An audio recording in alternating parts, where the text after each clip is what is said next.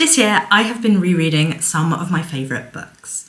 And when Nathan from Nathan's Nook said he wanted to read White Teeth by Zadie Smith, I thought this would be a perfect excuse for me to reread this one as well. I believe I first read this after I had started this channel, and if that's true, I will find that video and put it up there somewhere. But it has been long enough that whilst I do think I remember the plot, and I do really remember loving this book, I am not fully sure I remember all of it, and I am ready to see what a reread brings me. White Teeth is Zadie Smith's first novel that she published when she was 25, I believe, in the year 2000. It follows two families, the patriarchs of which are called Archie and Samad. Archie is a white British man who is the normal, every white British man in 1975, and he fought in the war at the very end in this tank. In the tank also was Samad, who is older than him and from Pakistan. And his wife, Alsana, who is much younger, they moved to London, and these two rekindled their friendship that they had during the Second World War. And the story unfolds over the next 25 years, but with flashbacks to 1945 and stories told about Samad's ancestors in the 1850s. It is a story about imperialism and British imperial past, because Archie also marries Clara, who is a British Jamaican woman, again, much younger than he is. And so it is a story about Britain's imperial past and how that impacts on the people who were first colonised and then moved to London and being born. So there's two sons of Samad and Alsana, Majid and Millet, who are twins, growing up as British Asian boys, and then Clara and Archie have one daughter, Irie, who's growing up mixed race in Britain. And so it is a big sprawling family saga that follows these generations, the grandparents of the children, from 1975 mostly up until 2000. And it explores ideas of race and class and being a Londoner, of immigration and reactions to responses to immigration from the imperial core. It is about science, progress, fate, what decides what happens to you in your lifetime. So I am looking forward to seeing how rereading this one goes. I have finished part one of White Teeth by Zadie Smith. Part one is Archie from 1975 and also flashbacks to his time in the war with Samad. So this is the two men who are kind of, I guess, the main characters or the patriarchs of the families that are explored in White Teeth. Archie is an unremarkable white British man who works folding paper and who was in the war in 1945 as a 17-year-old above his head, but has the classic ideas about empire and Britishness that you would expect, kind of an unquestioning, but he is considered to be slightly outside of the norm. In 1975, his best friend is Samad, who is a Bangladeshi Muslim man. Archie also meets Clara Bowden one night, on New Year's Eve, after he's decided to kill himself, which is how the book starts. She is a black Jamaican woman who was a Jehovah's Witness and is breaking free of that. He has surprised people at his company dinner by bringing a black wife and by his willingness to be friendly to South Asian people, which surprises people in 70s Britain. I'm reading this as a buddy read with Nathan from Nathan's Nook, so we've been talking about the things that we have noticed in the book together, and there's a lot about sort of masculinity and its ties to usefulness. Archie, as I said, is kind of unremarkable, and he kind of feels bad about that, but also isn't that bothered because he doesn't have an expansive view of the world. But Samad was a trained engineer, I believe, was an educated man from a well-to-do family in Bangladesh, but during the war he was injured and one of his hands no longer works, and also he's moved to England, where he is a waiter in a Indian restaurant with young upstarts who act superior to him, and his sort of education and his knowledge are not taken seriously, and so there's a lot of feeling of impotence. There's also this idea of fate and inheritance, this idea of your roots and how those affect you. What I've realised, Samad continued as they sped through the miles and miles of unchanging flatlands, is that the generations, they speak to each other, Jones. It's not a line. Life is not a line. This is not palm reading. It is a circle, and they speak to us. That is why you cannot read fate. You must experience it. And so that idea of fate and of destiny keeps cropping up. When they are in the war, they end up in this Bulgarian village, and they go into a church where people who were trapped in the church about to die wrote about themselves all over the roof of this church, and they are covered in history. Archie doesn't quite get it, but Samad reads the experience, and I think that has a profound effect on him. And what we know from 1975 is that both Clara and Samad's wife, whose name I do not remember, both of them are pregnant. Clara with a girl and Samad's wife with twin boys. And so we are looking both backwards into the roots of these families and the connection between these two men, and also forwards into what could potentially happen to them, how these roots, how this war experience, how being the sons of the particular fathers and mothers that they are, and of the particular time period in which they exist, being the children of that, how that might affect them and span out over the course of the novel. So yeah, I am enjoying it. I'm enjoying being back in Zadie Smith's writing. I do love the way that she writes. I said to Nathan that it really reminds me of Victorian novels, a lot of these well-described side characters who are illustrated with just a few quick descriptors, adjectives, that feels like a Dickens novel. It's like a caricature, but a really well done caricature where it doesn't feel like a stereotype, but you can really see them, and the absurdity and the kind of wry, dry sense of humour.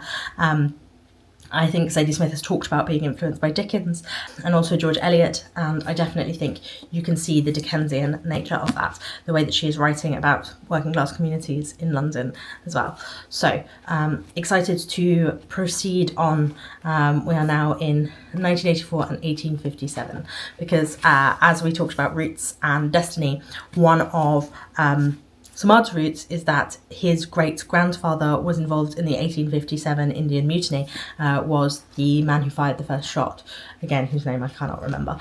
And so I suppose we are going to be looking at Samad, who he is now, and how those roots have affected him. And also the other thing is that I am talking to you now after the march in London by the Tommy Robinson and all the other white racists, the anti-immigrant march, and the tone, the narrative in here about the treatment of immigrants and the hostility and the after effects of empire. It is disheartening quite how resonant it all is, considering this was written in 2000 and the first part is set in 1975. And whilst some things may have changed in the last 50 years, it really feels like some things have not at all.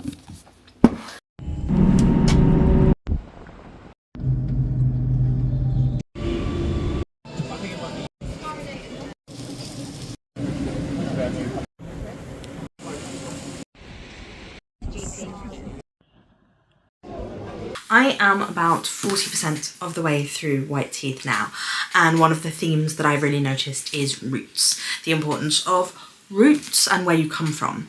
And it's interesting because obviously this is called White Teeth, and some of the chapters are called things about root canals. Root canals of Alfred Archibald Jones and Samad Mir Iqbal, the root canals of the root canals of Mangal Pandey, the root canals of Hortense Bowden. They are talking about always where you come from and the roots that you feel with you. But obviously a root canal is when someone goes in and like clears out the roots of your teeth. And so there is that as well, this element of the difference between the immigrant parents and the second generation children, the way those things cause rupture. They pull away from their heritage, and this is particularly shown. There's a lot of talk about trees, and Willesden being a fairly leafy area of London, of North London, and Yet there are two moments in the part where I just read that talk about trees being pulled up, trees being removed, and particularly oak trees, very English trees that represent England. To make a long story shorter and sweeter, I have finally gone for the chop and removed that old oak tree from the far corner, and I cannot begin to describe to you the difference it has made. Now the weaker seeds are receiving so much more sun and are so healthy. I am even able to make cuttings from them. For the first time in memory, each of my children has a vase of peonies on their windowsill. And then that idea is repeated again later when there is a hurricane that comes through London in 1984. And now a mammoth tree, the kind endemic to North London, the ones that sprout 3 smaller trees along the trunk before finally erupting into glorious greenery, city living for whole diaspora of magpie. A tree of this kind tore itself from the dog shit and the concrete, took one tottering step forward, swooned and collapsed, through the guttering, through the double glazing, through the headboard, knocked over a gas lamp, and then landed in an absence that was Archie-shaped, for he had just left it. So there again we have this idea of roots and being torn up. And if the first part of this book, the first 20%, is set up and is showing you the roots, exploring the history between Archie and Samad and how they came to be friends, the second part is chaos. The second part is exploring all of these characters, the relationships between them, the ways that they rub up against one another, like confusion and conflict. Why not sit all morning, all day, all year under the same cypress tree, drawing the figure of 8 in the dust? More than that, it is a disaster, it is chaos. Why not overthrow a government on a whim? Why not blind the man that hated you? Why not go mad, go gibbering through town like a loon, waving your hands, tearing your hair? That is this part of the book. We encounter unhoused people who have mental health conditions, who represent that. We encounter the attempt of the overthrow of government in Bangladesh. And so there are these moments of rupture and of destruction, some of them caused by our characters, when Samad sends Majid back to Bangladesh, for example. And so this part of the book is where the instability begins to grow. And yes, this instability is still a repetition. Samad's great-great-grandfather, Mangal Pandey, was important in the Indian Mutiny of 1857, one of the key points on the long road to Indian independence. And he was involved in this rebellion and rupture and chaos at the same way. And like this book is about rupture and is about roots, it's also about repetition. In fact, Zadie Smith says as much. Because immigrants have always been particularly prone to repetition. It's something to do with the experience of moving from west to east or east to west, or from island to island. Even when you arrive, you're still going back and forth. Your children go going round and round. There's no proper term for it. Original sin seems too harsh. Maybe original trauma would be better. A trauma is something one repeats and repeats after all. And this is the tragedy of the Iqbals. They can't help but reenact the dash they once made from one land to the other, from one faith to another, from one brown mother country into the pale freckled arms of an imperial sovereign. Repetition is something that particularly I and Nathan have been noticing when we have been talking about this book to one another. Like I mentioned, the repetition of imagery and the repetition of chapter titles, the root canal of, but also repetition of the treatment of the children from the treatment of their parents by this country to which they have emigrated. Mostly we are talking about the Iqbals when we talk about this, but I'm sure that, in fact I remember that, we will get into the Bodens a little more as we go further along. The Bodens whose mother, so Clara Boden in here, whose mother moved from Jamaica with Clara when Clara was very small.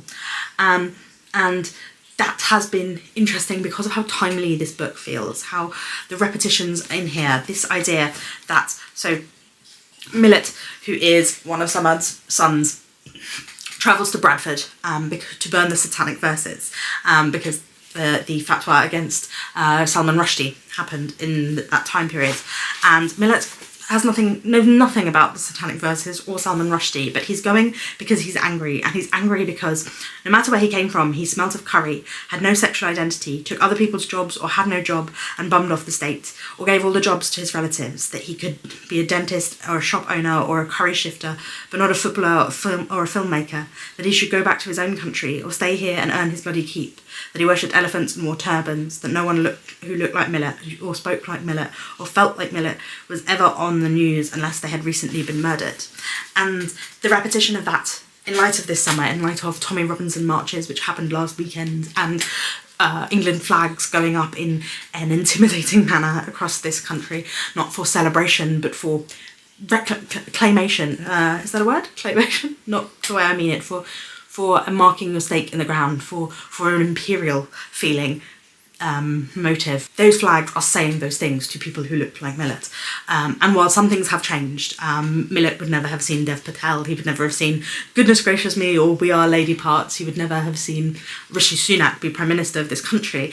But at the same time, the people who are supposedly the most British are the ones still saying the same thing, still singing the same tune from 1975 when this is originally set to 2000 when it was written to 2025 now. The rise in anti-immigrant sentiment makes this book feel so resonant and important, and I'm glad to be rereading it. Whilst I did reread this first time post-Brexit, so in this new climate, it had not quite reached the perilous heights it has now.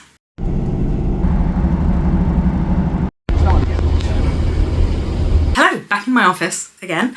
I am now 2/3 of the way through White Teeth by Zadie Smith, and what I have discovered in this third is that Millet and Majid and myself were all born in the same hospital.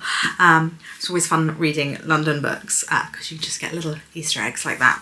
But this third, so we had the first third of setup, the second third of chaos, the third of something new being introduced. So in this section we are introduced to the Chalfins.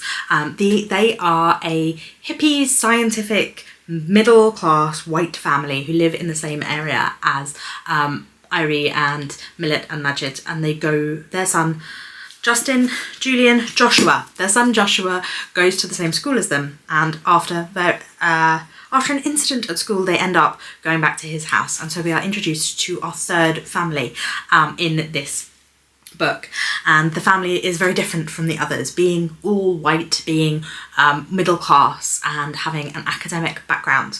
The mother is a plant biologist and the father is a molecular biologist. And so we have been talking about roots for so long in this book, so many of the things have been about roots, whether of teeth, trees or people, but now we are starting to talk about genes and genetics and how that plays into roots.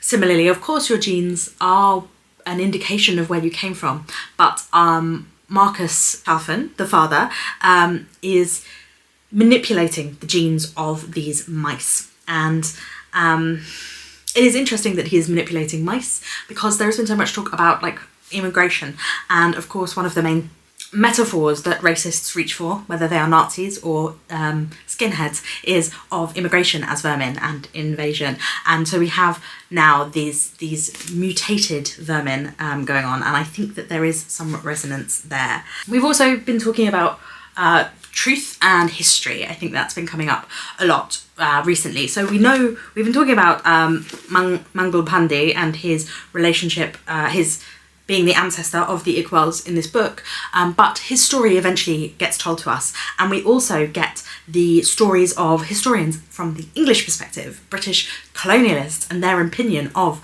Mangal Pandey and the way that they tell the story, the things that they bring out. And so this idea of perspective and truth and what is one's own truth, those things, what is the absolute truth, those things are coming up again, and now that we are leaning into this scientific mind and this idea of absolute truth comes up with that, this idea of storytelling and whose perspective we are from is being repeated. And I think there is some foreshadowing going on here in that story, the way that Archibald talks about who would shoot who, but if you haven't read the book you probably wouldn't catch that, I don't think. It's a very mild foreshadowing. Some of the lines that resonated with me, like I was talking about it being resonant for now, there are still young white men who are angry about that, who are talking about there is one more English than the Indians. There are still young white men who are angry about that, who will roll out at closing time into the poorly lit streets with a kitchen knife wrapped in a tight fist. And the Chalfin family tree, the Chalfins, the way that they know their history because they are not working class and because they are not people of colour, although they are Jewish. Chalfin family tree, an elaborate illustrated oak that stretched back to the 1800s, they're linking back again with that idea of the oak tree, the Englishness of the oak tree. And one of the other things that we notice now is that we have this white middle class family who think of themselves as so liberal and so progressive and so good. They think of themselves as good people, the right people, the smartest people, and we're seeing them now interact with the Iqbals and the Archie, what's his name? Joneses, and how they look down upon people of colour and of working class backgrounds. Talking about it has to be, I mean, after a while, you've got to suspect it's in the genes, haven't you? There's this eugenicist bent to the work that Chalfin is doing, where he is giving mice cancer. And he talks about you eliminate the random, you rule the world. Why stick to oncogenes? One could program every step in the development of an organism, reproduction, food habits, life expectancy. Automaton voice, arms out like a zombie, rolling eyeballs, world domination. But it could be just Nazi feeling, those things combined, which obviously he's Jewish, but he is definitely moving into a eugenicist way of thinking. And there's a lot of macro-aggressions, there's a lot of aggressions, the way that they talk about Millet's mother. And Joyce, who is the mother of the Chalfins, she proclaims herself to be a feminist, but she's really obsessed with men and looking after men. And when Millet says that he doesn't want to see his father at the moment because of the way that he's treating him, she says, if I was your mother, well, anyway, I'm not, am I? But she's just so incompetent. It makes me so, I mean, imagine letting your husband take away one of your children and do God knows what with the other one. She immediately goes to blaming the mother. And there's also the way they talk about Irie. Marcus keeps calling her like this beautiful brown goddess. So those juxtapositions are coming in. But these are not the anxieties that Asana and Clara are having about their children. The anxieties they're having is about being erased, about becoming so English that your history, your roots disappear. Clara saw an ocean of pink skin surrounding her daughter and she feared that the tide would take her away. Whereas Irie, when she goes to the Chalfins, feels like she was crossing her borders, sneaking into England. It felt like some terribly mutinous act, wearing somebody else's uniform and somebody else's skin. So we're coming into a lot more of, we're not just in the world of this multicultural working class world where they experience from the almost it feels from the outside, this aggression and racism and violence. This multiculturalism that is taking over in the 90s is making them, is bringing that violence, subduing it, but bringing it closer in some ways. And yeah, it's just interesting reading about those anxieties and their relationships with the rest of the themes that have been coming up for me as I read this book so far.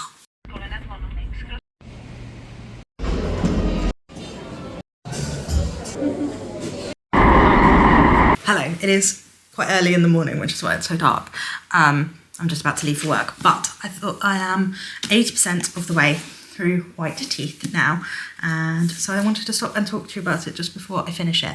What I wanted to talk about was the women of White Teeth, because I think a lot of the book focuses in the beginning on Samad and Archie, and then on Samad, Majid and Millet, and then on Majid, Millet and Marcus, and whilst there are women in it, they definitely, the men are much more central. They are the ones moving the plot. And I think that's in part because this book starts in the 1970s and also is women from various different cultures, women from Bangladesh and Jamaica and Britain, and the 1970s through the 1990s was a time of big change for women, a patriarchal society as it still is today.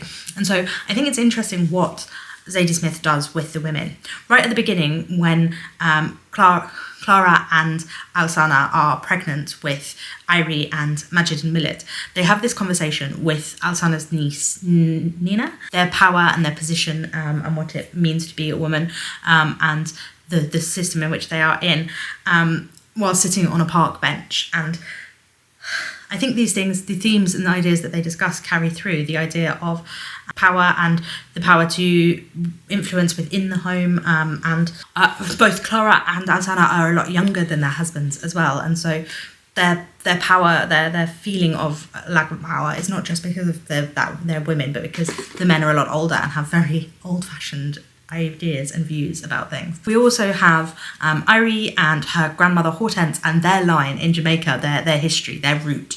Hortense's father was a white British man who had a sugar plantation in Jamaica, but obviously it's the end of the 19th century, so it's not slavery, it's the hangovers from slavery. And he sees himself as educated and educating these women. The women are both women and Jamaican, whereas he is British and a man. And so he thinks he is like superior to them and has to bring them this information. And he is known as the fool boy to this family throughout the years. I think that is kind of the point of a lot of the book. These men are big personalities and they are consumed with themselves, but the women in this book make slow steps away from them, almost in the background, almost throwaway. Alsana, when Majid is taken to Bangladesh against her knowledge, without her knowledge and against her will, she just emancipates herself from her husband, stops talking to him, giving him straight answers, drives him mad for the rest of his life. And Clara, again, in throwaway comments, is going to college. In the background of this book, she is going and studying African liberation and Black feminism and all this sorts of stuff.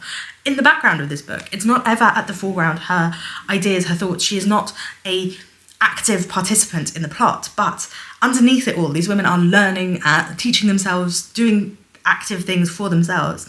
Even Hortense, Irie's grandmother, Clara's mother, who is a Jehovah's Witness, which is an incredibly patriarchal religion in which women aren't even allowed to be the elect and sit with God after the end times. Like, women are just not allowed.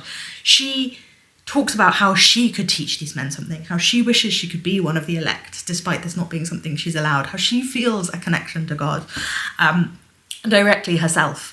And she is a lot more powerful and loud and solid than the men around her who have latched onto this religion without the same sureness of self. And I think that is something that is there's a difference between Irie and Majid and Millet, who grew up together, who are the same age, go to the same school. Majid and Millet are untethered from the world. They are the sons of Bangladeshi immigrants who are Muslim but also not, who are British but also Bangladeshi, who are trying to understand their place in the world and get drawn into these fanaticisms, this fundamentalism, this absolutism, which comes from Samad, who has this strict ideas about what life is and always betrays himself. And I think, whereas Irie, who is the daughter of a white British man and a Jamaican, black Jamaican woman, and should similarly have these issues of identity. She does to an extent, but she is much more grounded, and I think that comes from the women in these books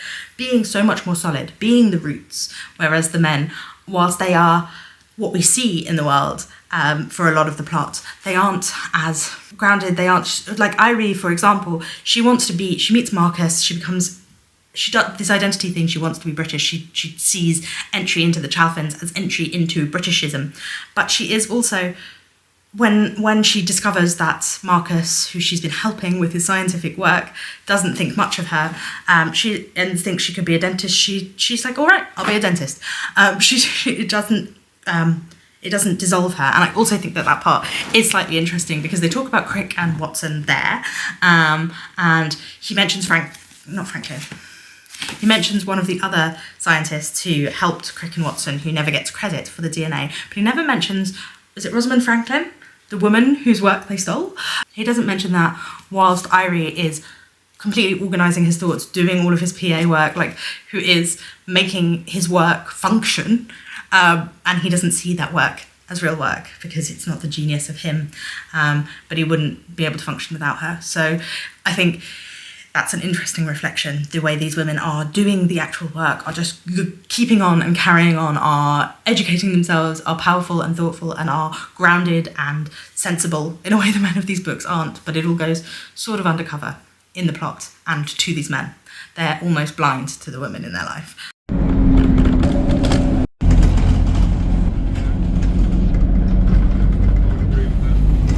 Back to me again. I did the intro after I'd finished this book. So I now have to wrap this up for you. And I did enjoy rereading this. I'm glad I gave it another go. It is just as compelling, just as bright and zippy and like alive a book as I remember it being. There is so much punch in here. It goes on diversions in a way that feels really natural, organic to the book itself. It is definitely a book about storytelling, and I think about the ways that Britain tells story about its imperial past, about the way all countries and all peoples, all families have a story about what they believe, about their past and what it means for who they are. I feel like that came out a lot. The Victorian antecedents of this book also feel really strong. Darkest Bowden, Clara's father, was an odoriferous, moribund, salivating old man entombed in a bug-infested armchair from which he had never been seen to remove himself.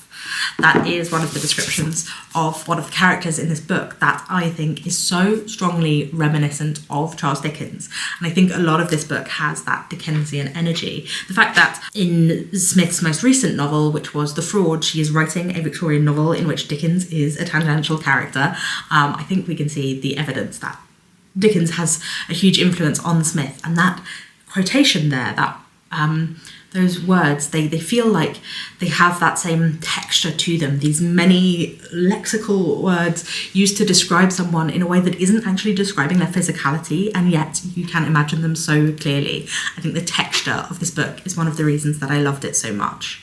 The pace is odd. The pace is definitely something that requires... It's an acquired taste. I think that it will speed up and ramp up as if there is something tense, something plot-wise going to happen, and then it will just dive off into a tangent. And I think because it's a story about storytelling, that is something that makes sense for the book, but also because it has that element of a Victorian novel in which the author will often just start philosophizing in the middle or at the start of a chapter, introducing the ideas of the novel to you in a very forthright way. There is not so much the attempt at simplicity, pared back verisimilitude of a mid-century novel. There is much more presence of the author, presence of the thoughts, and I think that Smith is interpolating that idea into this book. So I had so much fun reading it. I'm sure Nathan will also have a video where he talks about reading this. So if it comes out before or after, if it comes out before, I'll put it in the cards. If it comes out after, there will be a comment where I will attach it. But yes, I really, really enjoyed reading this, and this and On Beauty I love of Smith, and whilst reading her more recent books have been somewhat of a disappointment to me, I'm glad to know that the old stuff really does hold up. Thank you very much for watching. If you're new here, my name's Roisin. I put out new videos mostly once a week. I hope you have enjoyed this video. If you have thoughts about White Teeth or about Zadie Smith in general, please do leave them in the comments down below. I would love to discuss this book with you further. Thank you very much for watching, and I will see you again soon. Bye bye.